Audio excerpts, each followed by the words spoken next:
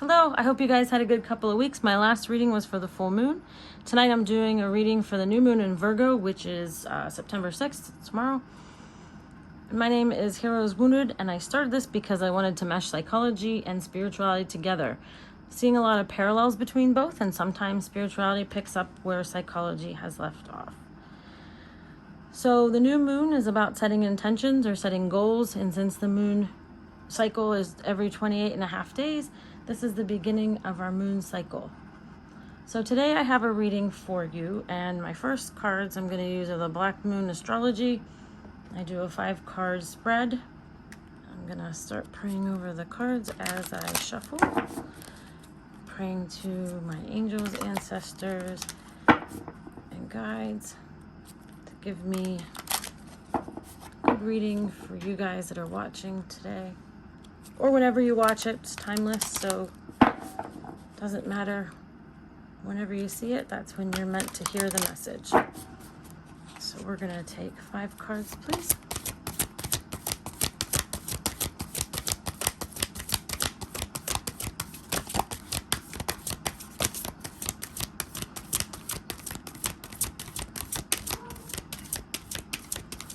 You can hear my cat in the background. He is very vocal, and he likes to talk all the time. It was fun in the beginning, it's not so fun now.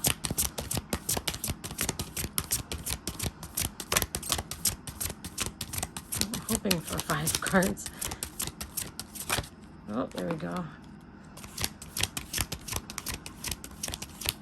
Need 3 more, please.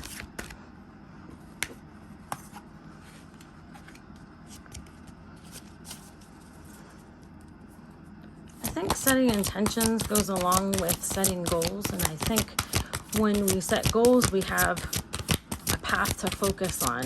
And not saying like that they're set in stone, but just kind of like an idea of where we're going. Because sometimes, hold on, flipped out. Sometimes if we don't do that, we get a little lost in things. So having something to focus on, our goals, not a bad idea.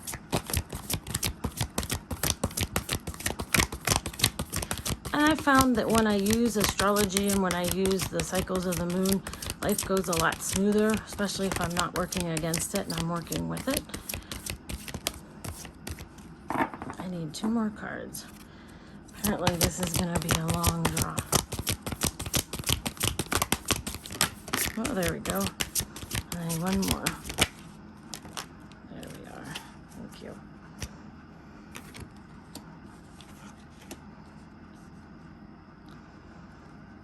And the bottom of the deck. So what we're looking at is the first card talks about what's going on, and Jupiter return, you can see it talks about benefits. So that's about like abundance or expansion coming into our life. And when our Jupiter returns, usually it's our good karma coming back in. A second card that you can see is Virgo, I analyze, which is funny because the new moon's in Virgo. But it talks about what's kind of helping this. So our discernment is helping our abundance that's coming in. Virgo talks a lot about discernment. And what we don't see is the middle card, the 3rd card, and it's Cancer, I feel. And with Cancer, I usually get like I think about the moon a lot, that like there's something sometimes hidden and it's hard to see, and that's why we feel it. So that may be what we're not seeing, which makes sense, right? Because we're feeling it instead, but it might be hidden or a little clouded over. The outcome is the end card, so the 4th card is what's helping the outcome. The outcome of our benefits is our 10th house, the world. And so in tarot, the world is in the major arcana. It's the end of the cycle. It's kind of like what we're moving towards, and then the cycle starts again. So Taurus is helping us get there. Taurus I have. Taurus to me usually talks about stability, stubbornness, liking to have comfortable things around us, But given that we have the Virgo card with discernment, I feel like stubborn kind of fits with that. And paired with the last card, which is the outcome. 10th house is an amazing house. So I'm a Capricorn.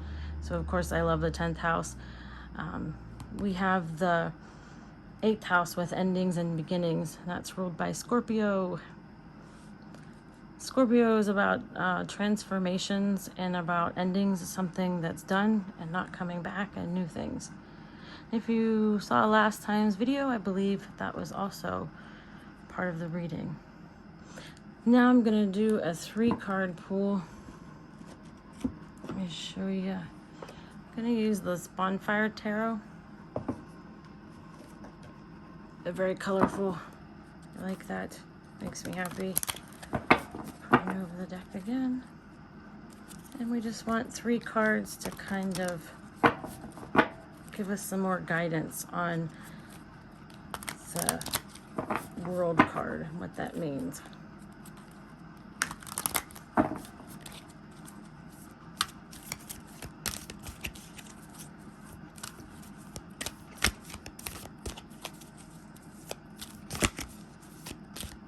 They are very slippery today, so I need 3 cards, please.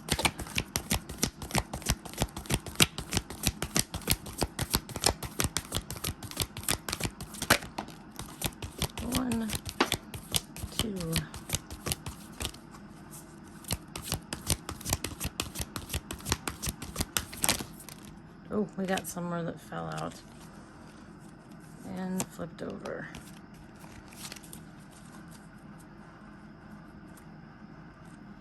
Bottom of the cup, or bottom of the deck, is the Queen of Cups.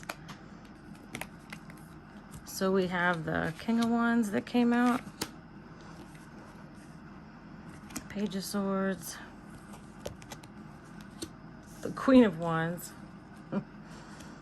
3 of Swords, Hermit. I'm gonna put these down here so move these up so we can see them.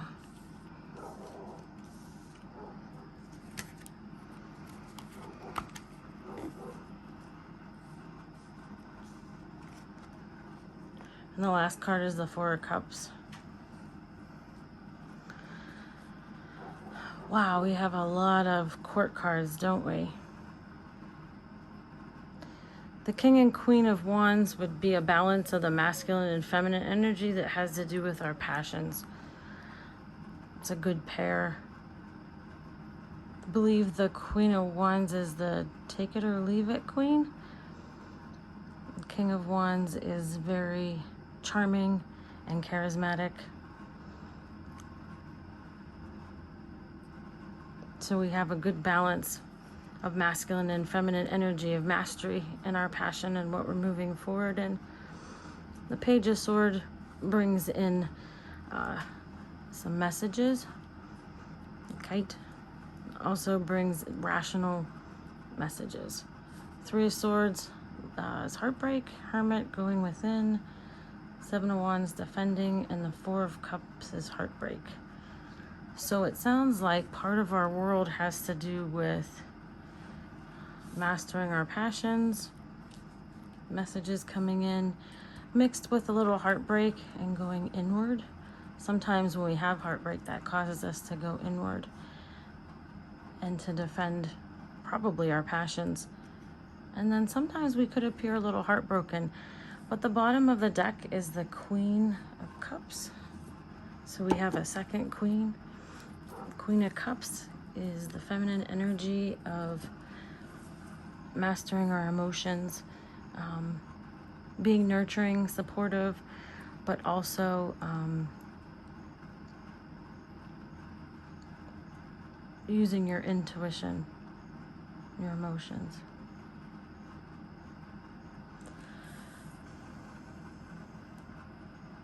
I'd like to pull 2 cards to clarify this 4 of Cups over here.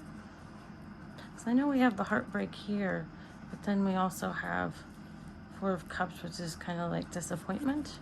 So I don't know if that's related or separate. So we're going to bring in this deck of cards.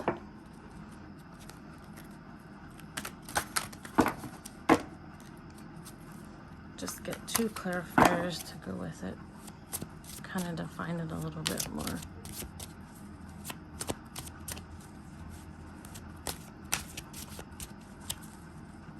I think I said before, try not to label things or good or bad, because sometimes that can cause us difficulty if we just look at things as it is. And I think that's the best way to take tarot, because that way we're not attached to an outcome.